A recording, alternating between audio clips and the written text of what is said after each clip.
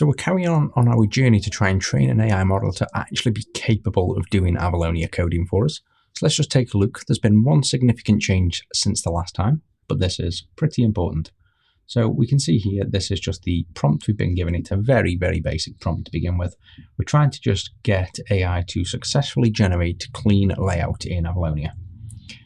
This is an incredibly simple but hard-coded layout, so we know exactly what we want. There's no freedom for the AI to invent stuff at the minute. We need to nail down the basics first. And the only change I've done is this line at the bottom, run guard XAML. This is a Roslyn analyzer I've built to prevent the issue we saw the last time, which was a small thing, but it was embedding grids. So if we came into here and did a grid, for example, the agents were doing things like grid.row definitions instead of doing just row definitions in here as shorthand. And the reason for that is the models were trained on WPF, not necessarily Avalonia, or earlier versions of Avalonia before that shorthand was capable. And so now the guardrails, this is hard-coded C# that runs and validates those presumptions to fix the model. Ultimately, when we have finally done this and can, let's just update that while we're doing this. Once we've got all the rules that work and make this work for us, we can start training the real AI model. So we'll then train it fully and end up with a brand new model we can instruct, and all of these pros and primers won't be needed. But for now, we are just instructing the agent with primers. So let's just go ahead and instruct this model. We've got the Qwen 122B model loaded up at the minute, and we're going to instruct it the exact same thing that was in there with this one extra line. We're going to go ahead and run this, and what we should see is the actual code behind here should change. Now, this Qwen 122B is running locally on my own cluster now. I have some incredibly powerful servers running RTX 6000 Pros. So this thing, you can see down here, is already getting 100 tokens a second on a single chat. And this thing will absolutely blitz through this task. It'll probably take 30 seconds start to finish to do. And look, there we go straight away. Our tool, which I presume has been run. Let's just allow this. I'm guessing it has run our... It's going that fast, I can't get it to slow down and show me. TLDR. Oh, it's done already. So I was looking for where it's run our tool, which it must have. So it's got to be baked in here somewhere as an activity. And you can see here, this is the clue. Let me fix it, 3-zone border, incurs grid positioning. So I'm guessing that structure there was picked up by running our new guard XAML. And to be honest, I can't actually see it in here. So to be honest, I don't know if it followed my advice. Did you run the guard XAML as instructed? I can't see it in the history. Let's just double check it actually did. Maybe it's just a reporting thing that's hidden and I haven't seen it. Yes, it did run it.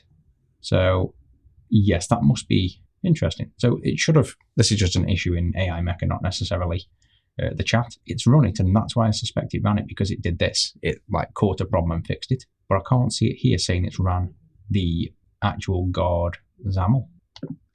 So I might as well instruct another agent to go and fix that bug in AI Mecha while we carry on. So let's just do that now. Review this last chat session and explain how the guard XAML was run but didn't surface as any kind of bubble or noticeable UI in the chat. Or if it did, let me know exactly where it was, because I can't see it. All tool runs and executions should surface as visible commands somewhere, and I can't see this one. But asking the chat, apparently it did run it. So that goes into there, and away that will go. That will now run while we carry on. So it's saying it's run it. Let's now take a look at what we are dealing with here. Oh, yes, nice. There we go. So we already have the layout looking good. We've got the natural padding all around. We've got the settings button aligned at the top. We've got these buttons that I believe are exactly where we wanted. The show grids is in. The shorthand is in. So what problems do we have, if any, now compared to the plan? Driven per read. And we can see now it's already returned and found the problem. It was definitely run, but hidden by the tool execution. So this is going to go ahead and fix that. So that's already done. That again took like 2 minutes to fix. So after reviewing the output of that, I'm happy that, to be honest, there's not much left in the prompt one. There's a problem. It's such a basic thing. We could just keep reviewing the project, but it's honestly that simple now that we have the overall layout, I think, acceptable. there's no point in continuing to rerun this really basic prompt. So now on to prompt 2. I've gone ahead and wrote a slightly more complicated one. The goal of this is to try and create a UI with a gradient from the bottom left corner to the top right in magenta to cyan, have the overall text white, and just create a basic header bar with some content below. And doing it in a natural way as much as possible, so not too much prompt. So we're starting to give the AI the ability to now use a bit of its own inherent skills to assume things, such as using sensible padding and spacing. So we're going to get variety now, but at some point we need to allow those things to happen because this is how we prompt. We've still got the guard check at the end and the compile. So let's see what this generates, and then I can explain to you what I'm expecting it to generate. And again, to start, it has a blank canvas. I've dropped in the logo for Angel 6 and 2 fonts, but with no actual work done. I haven't set these up in Avalonia, so that'll be a test to see if it realizes it needs to do that in order to make it work. And now we'll go ahead and send this prompt. So let's see how far this gets, and interestingly, how long it takes. We can probably observe this from here to notice if the file changes. And it's a semi-complicated task. It's not really that complicated, but we know if you've ever used LLMs to try and generate Avalonia, you can almost guarantee this is going to fail miserably in terms of style and code. Now, we do have some basic guards in the XAML, but that is not much. That's really just at the moment correcting grids. It's an incredibly simple guardrail that we will improve on. And other than that, we haven't got anything in here to help this do its job. So apparently done already. Let's compile and see. And you can see live how insanely fast this is. Straight away there, it's obviously ignored everything because it can't possibly have compiled. Well, actually, it can have compiled, but here's another problem we now have. There's 4 errors. It's not going to show us what they are, but they're right here. So this is something we can now improve in our XAML guard because this is a mistake the agent has now made. It's put a transparent background on, but then also put a linear gradient on. So let me update the guard XAML. Again, this all takes time, by the way. There's literally hours in between each of these pauses as I improve the backend code and system here to do things. So even though you just see it working, so this tool here, I'm going to have to now improve, and we'll run this again, the exact same prompt. We'll delete it, or in fact, no, I'll update the guard XAML tool and tell it to just run it again to watch it live patch. So give me maybe 40 minutes and I should have this ready again. And another issue I've just spotted as well is we get this issue that it can't find the logo, so it hasn't fixed that either. So again, this is what we are talking about when we use LLMs to generate Avalonia. It's just completely incapable of anything. This is, again, already a very simple task, and it's just using the presumption that most things are WPF style, or that Avalonia is 4 years old, where syntax has changed. The models just are not trained for Avalonia whatsoever, so this doesn't compile. It's got to fix the background, it's got to fix another background here, and then it's got to sort out the font. So I'm going to update the tooling to detect all of this, and this is then what will enhance the models when we come to fine-tune them. So that was a bit longer than I thought. That's about 4 hours now this has taken. I did a lot more than I planned, and I'm starting to think we can potentially make this a universal tool to allow any model to build Avalonia stuff, but let's not get ahead of ourselves. So the first thing I fixed was doing a XAML checker in the Roslyn code to detect this and any error that's the same error. So that should be caught. I haven't run this yet. I've compiled all the code. I should have probably run it before we jump back on video, but still. And then the other issue I noticed after was obviously it not finding a resource. So we wanted to make sure it detects resources missing. And then after that, I realized right after that this won't work. This is another major issue with models and them never understanding how to do Avalonia. This can't work. There is no SVG support baked into Avalonia to just embed it like this yet. So that kind of led me down a few hours of work, because to do this, you've seen in batch process how we handle it. You have to install a NuGet package, you have to set it up right, and then even if you tell the agent what NuGet package to use, they somehow find old and invalid data again. So because this wants to be all hard-coded and forceful that they can't go wrong, I had to bake in some logic that was smart enough to tell the agent and forcefully confirm that they've installed the right package, set it up right, and consumed it right in every possible way. So that was a lot of time. So let's just scrap this project now. Let's just delete everything they've done because it doesn't even show yet. Let's delete that out. Maybe the I can leave the title, that's not important. So I think that'll do. Compile to make sure we get the white screen back, which we do, the errors have gone. And now let's send the exact same prompt again, no change. The big change is I've massively updated this guard tool. So let's hit this up and see what it does. It should make pretty much all the same mistakes again.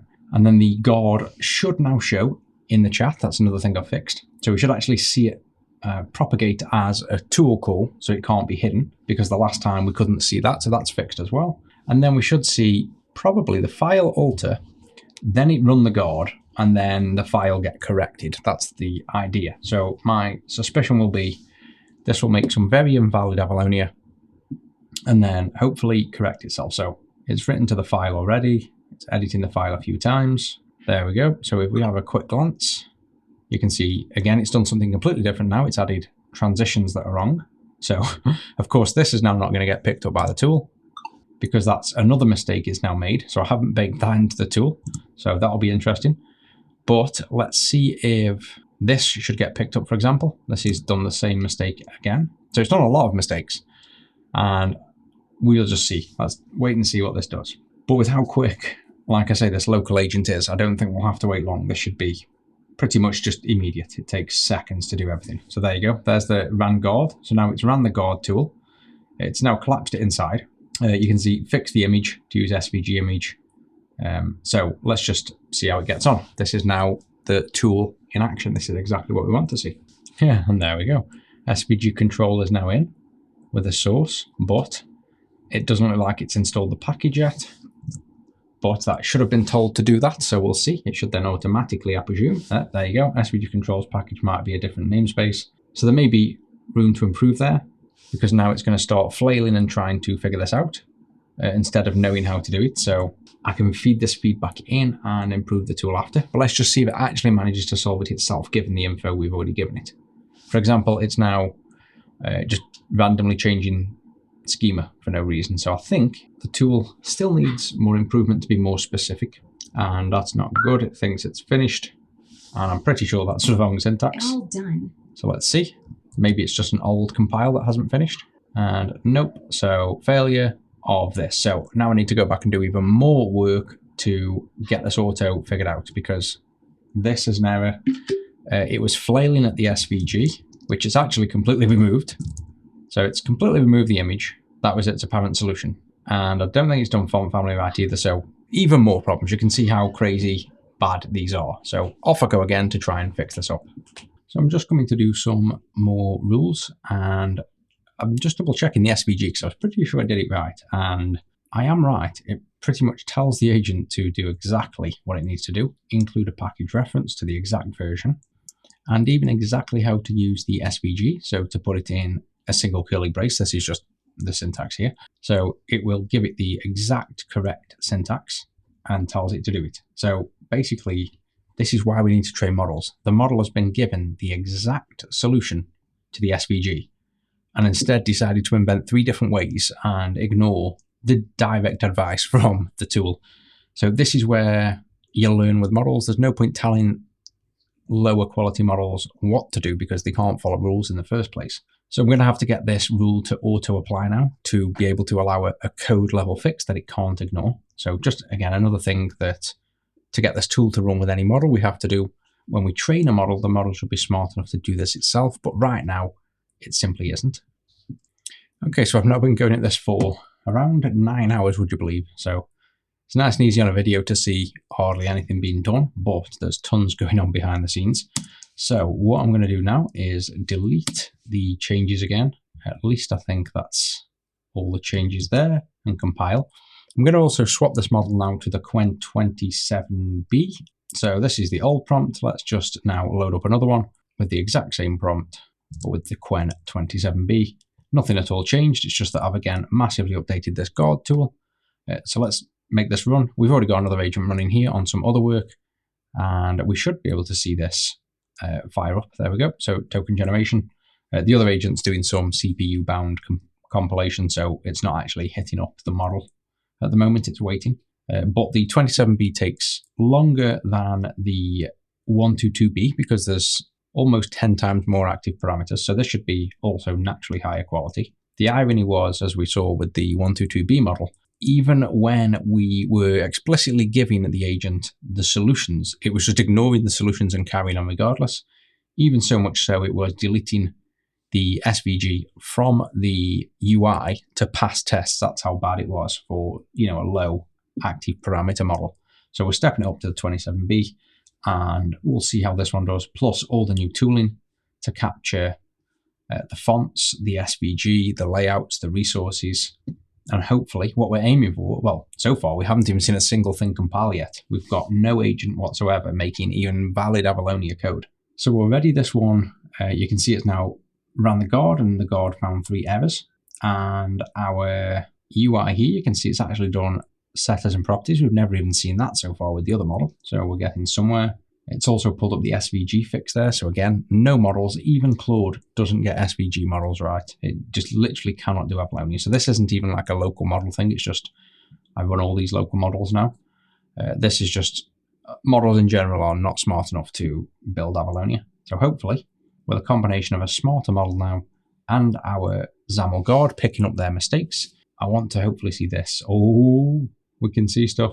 I mean, it's not good, but it's building. Like, it obviously hasn't finished yet. I think it's finished. Yes, that's apparently finished, just as we said. It's done. So, one positive, we have UI. I kind of like it. It's messed up as all hell, but we have compilation. So here's what we're dealing with. Now, in fairness, it's got those buttons nice. I mean, that is ridiculously simple, but the buttons are nice. It's missing the gradient on the header.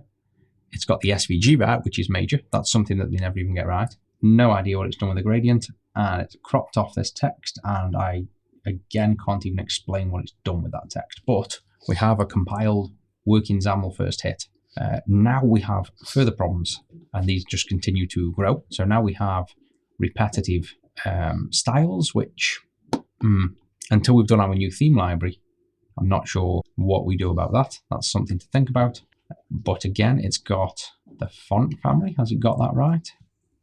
Yes, I think. I don't think it has. So I don't think the font's even working still. But I think we're going to have to call this one here for now. We've made some big progress now. It's correctly doing the grid.row, which was the original stumbling block. It's actually made the gradients, although it's done something bizarre. I don't understand why or how it's made that gradient wrong. That is slightly strange. Why is that not working? That should gradiate. But it's got the thing building. It's done SVG images, which again, I've never seen any model do. And we just continue like this. So this is on our way to making models actually be able to generate us some useful Avalonia. But that's it for this one, guys. Let me know if you're interested in this, and I'll continue to show you how I'm going to train and force these models into doing Avalonia, with the ultimate goal of ending up with just a model that's already fully trained and doesn't need any of these tools to get it right in the first place. Oh, I think I know what this is as well. This is, again, actually a WPF thing, using integers instead of percentages. So I bet you if we did 0 and 100, there we go, and 100%, 0%. So another small quirk there we need to remember. But this is WPF-legacy again, so we'll have to add that to the model. But then, yes, we are getting close now.